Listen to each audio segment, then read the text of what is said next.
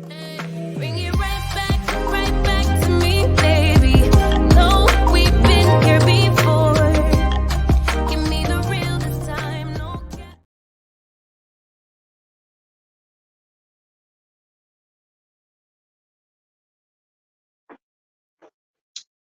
What's to the Gaga Gag crew? Now listen, I already done gave this little tidbit on the main channel for the original Basketball Wives, so I'm just doing my due diligence to do it for the second channel. I'm up here, okay. I'm up here giving a gay Spanish senorita type tea with this hat on. Because I ain't shaved my head this morning and I should have before I showered, but I didn't. And I ain't want to get up here looking like buckwheat, honey, what about to breathe some holes down. So I just decided to put on my little Ricky Ricardo Cuban Pete inspired hat for y'all bitches. And y'all can't take period. Basketball Wives Orlando, season 1, episode 5. You been around my kids? Girl, hell yeah. Her and every other woman that's gonna be up in that man life, child, because he ain't want you. He ain't never wanted you. He's gonna have his time with them churn. And if he gonna have anybody around him, this just gonna be his right and his prerogative. The same way you gonna turn around and have people around your churn, and I know you damn do, he gonna have the right to do the damn same. That just ain't your damn kids, girl. Moving on. I'm gonna tell you something. I like Danielle, but I ain't got nothing for Danielle at all. This episode right here proved my point about Danielle and Morgan, if you want to be honest. But we're going to talk about it, which is right now. Danielle and Morgan meeting up for lunch, honey. No. Danielle and Megan meeting up for lunch. So as soon as Megan sit down, honey, Danielle wants to make the conversation about Mackenzie. And Megan says that she should talk to her because after being around her, she doesn't think she's so bad. Danielle says that she's willing to sit and have a conversation with her, but she feels like she's stalking her since she found out that she was moving to Orlando. Plus, she admits that she's still sleeping with Rashad. But Danielle, you didn't need to admit that to us. Or, well, you didn't need to admit that to me because that was already obvious and evident with how you came in hot this season. All right. See, you only do that over somebody that you still with like that, like that. So, I mean, that won't news or tea to me or Megan, if you want to be honest. It won't. Now, as far as Mackenzie stalking Rashad, I mean, I don't know. I mean, because Mackenzie, it is a little fishy that you want to move 3 doors down from Dwayne and Neek. I'm not understanding that shit at all. And you tried to put it all off on the kids and saying, well, you think it's easier that way for him to spend time with his kids. Living 3 doors down? Like, girl, you couldn't pick the next town over. You couldn't live 3 streets and 2 rights from the left. You know what I'm saying? Like, you couldn't have moved in the next damn district. You couldn't have put like 30 minutes at least, 30, 45 minutes betwixt y'all. It just had to be 3 doors down. So when it comes to that, Mackenzie, about the whole stalker thing there, Mackenzie, when it comes to that, it may be some truth. All right. Considering what you got going on with Neat, it might be some truth. But other than that, I ain't got nothing for Danielle, honey. And we're going to get down to why once we get down to they sit down. So Lindsay talking to Devin about the baby and honey, because that's what I wrote. Is it me?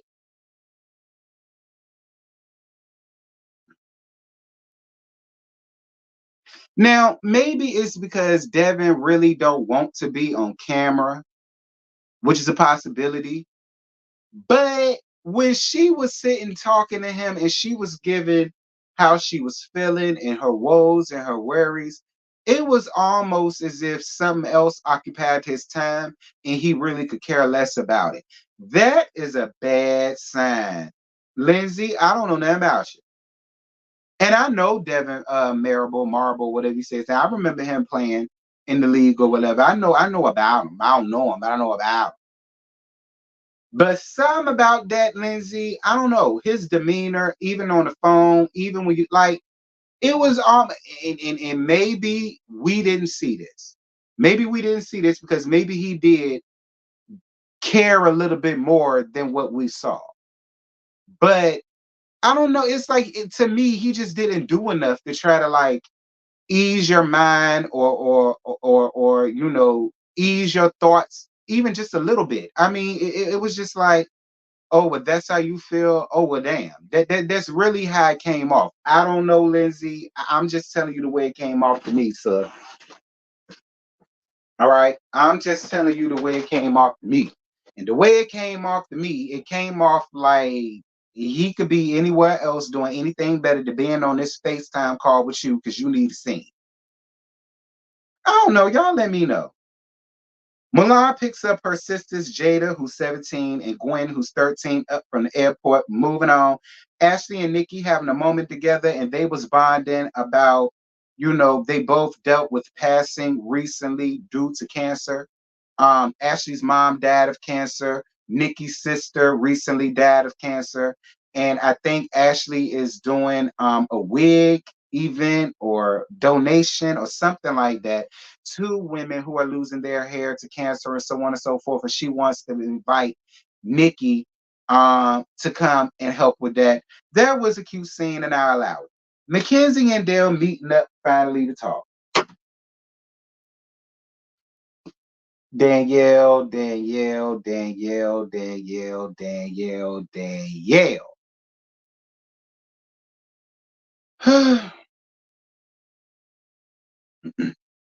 But first of all, Mackenzie, let me get you together.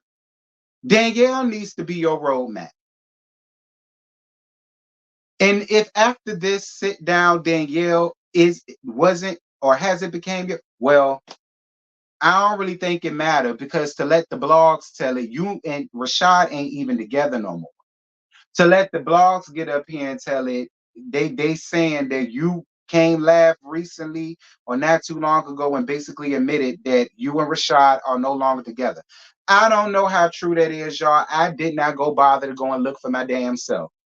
If there's truth to that and y'all know what I'm talking about, validate it in the comments. If y'all never heard that, then that's just fine. But from what I heard, you and him ain't even together no more. But that's a good thing because Danielle really should have been your damn roadmap, Mackenzie. And I'm gonna tell you something else, Mackenzie. I do believe that you're one of them racially ambiguous women that'll believe anything that a nigga will tell you because you all down for the BBC. I'm gonna be honest with you, Mackenzie. You are down with the BBC by any means necessary. So you are the type that's gonna believe and listen and follow any damn thing that a fuck nigga will tell you. All right. But even with that, Danielle, Lord, and I still like Danielle. I just think Danielle is a little mixed up. All right. I think she a little mixed up. I think she's just still traumatized because she ain't never really been through nothing like this before. So I'm still yet holding on to Danielle. I'm done with Morgan though. I'm done with her. But I still like Danielle and I got hope for her. Danielle, I already knew it was something to this shit when you first got up here with the foolishness. Danielle, for you to get up here and say, well, I took my ring off in March and I found out about you in February. But then you're going to turn around and say, well, he came to me and told me that he doesn't want to be in a monogamous marriage and he doesn't want to be in a monogamous relationship. And I just won't down for that. So if that's the case, Danielle, then why are you sitting out here trying to make her out to be a sad chick? You can't be a sad chick to a nigga that's single. All right. And in my opinion, any man who's coming out here saying, I don't believe in monogamy, in my opinion, he's single. That's just my opinion, Danielle. And instead of you living in the truth, it just means more to you. And I guess you could find yourself sleeping more easier at night, convincing yourself that Mackenzie somehow ruined something. But how can Mackenzie ruin anything if he told you out of his own mouth that he don't want that with you? So yeah, Danielle, I ain't got nothing for you, sis. Danielle, you came up here and made yourself look like the biggest freaking clown. And for what? For what? Like, oh, look. And another thing that I'm gonna need for y'all to stop doing is stop comparing her and Rashad situation to Rashad. I mean, stop comparing um the Neek, Mackenzie, and Dwayne situation to Danielle and Mackenzie because that's not the same thing. Dwayne had no issues with telling Mackenzie, Neek is my damn girl.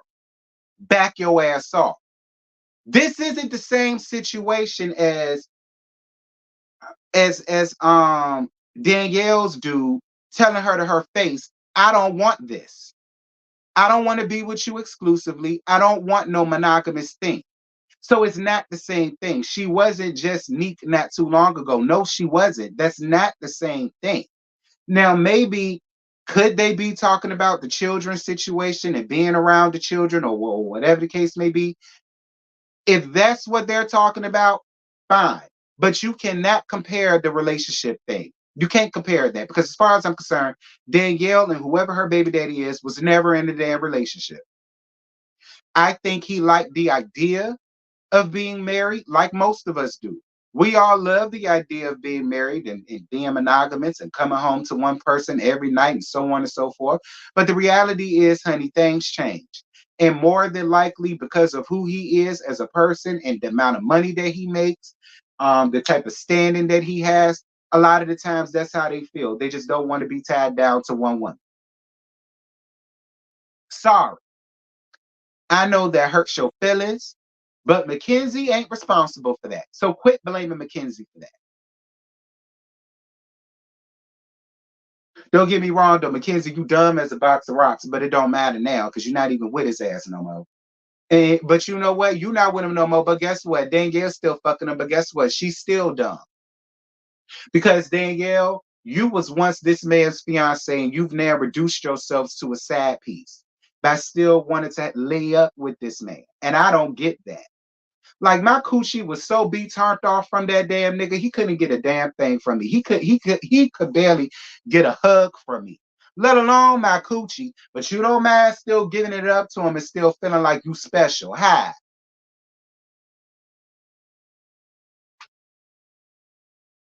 Moving on. Devin finally in town with Lindsay and child. I look when it comes to Lindsay and Devin, I can't put my finger on it.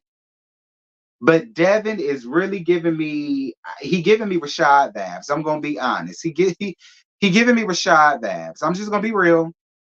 Wait a minute. I kept saying whoever Danielle dude is, but Danielle ex dude is Rashad. What the hell? But see, it's too many hoes up here. And I'm doing too many basketball wise reviews at one time. Is making my head just ugh.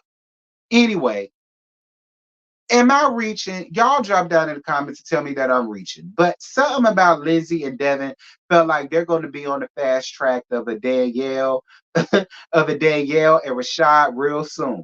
Or Morgan and Eric Bledsoe real soon. I don't know why, and I don't wish that for Lindsay because I think Lindsay is real cool. But the way he interacts with her,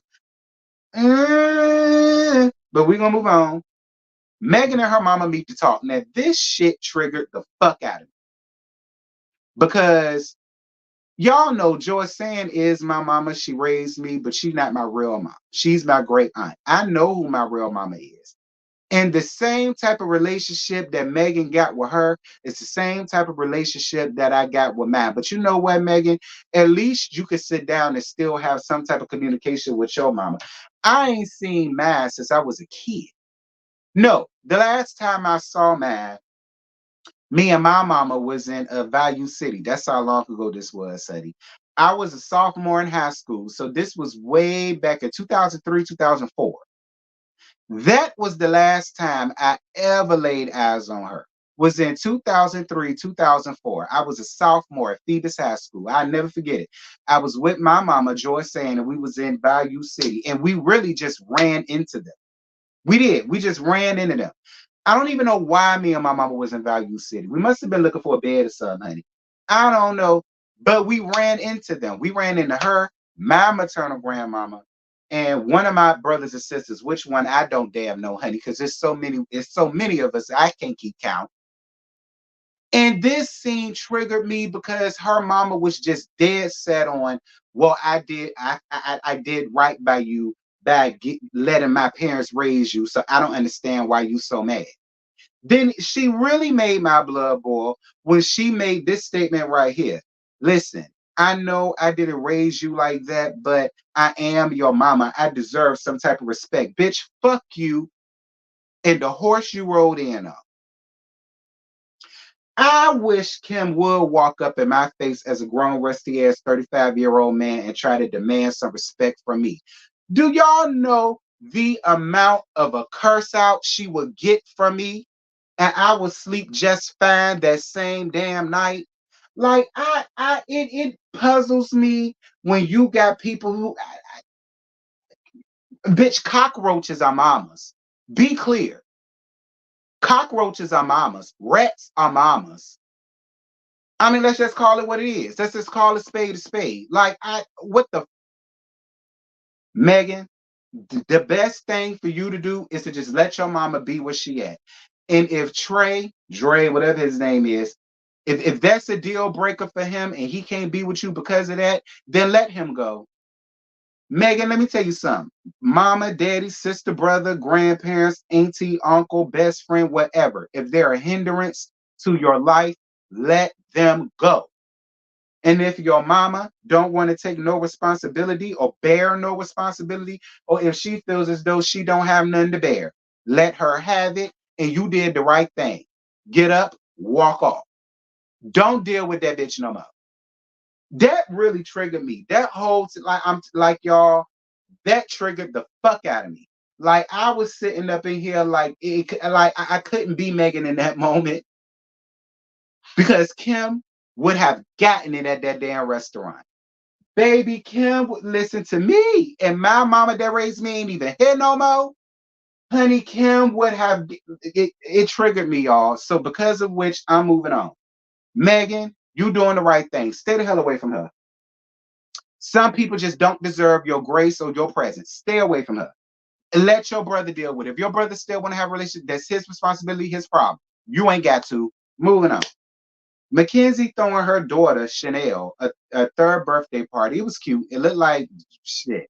It looked like it was at some damn bounce house that they had Chuck E. Cheese pizza as food. But fine.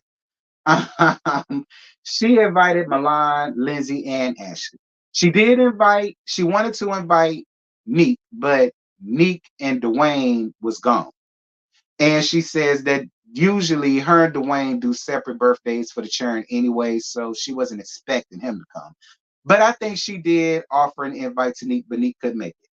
But girl, that's really all it was. And then the topic of conversation was Danielle. Mackenzie is a lot like me. She over the Daniela talk. She don't want to talk about Dan Hale, and I don't blame her.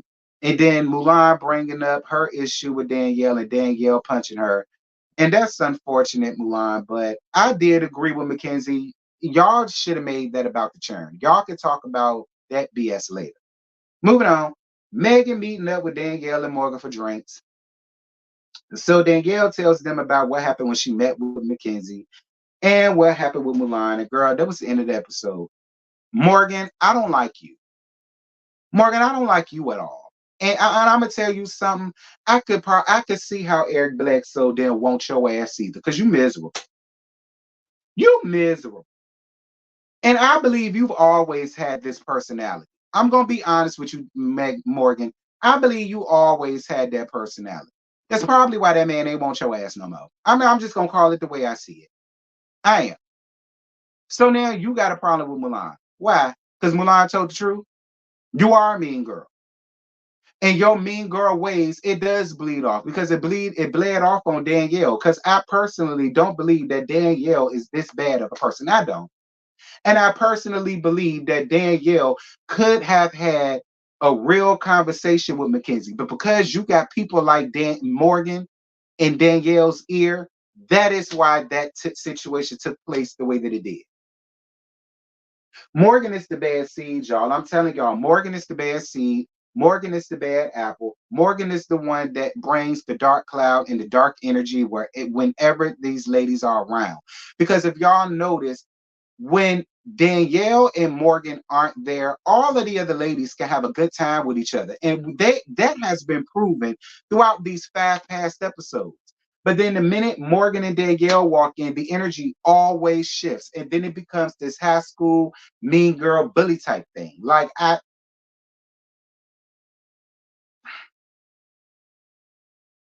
that's it. That's all I got. I ain't got no more to give y'all, child. Okay, because Morgan out about to ruffle my feathers, honey. It's too early in the morning. Y'all drop down in the comments. Y'all let me know what y'all thought about Monday night's episode of Basketball Wives Orlando. I will say this once again, gave me way more to talk about than them original Basketball Wives. I will definitely say that. Because this episode had me in my feels, child, especially that Megan and her mammy scene. That part really sent me over the edge. But y'all let me know what y'all thought about this episode, honey, and I gone. That.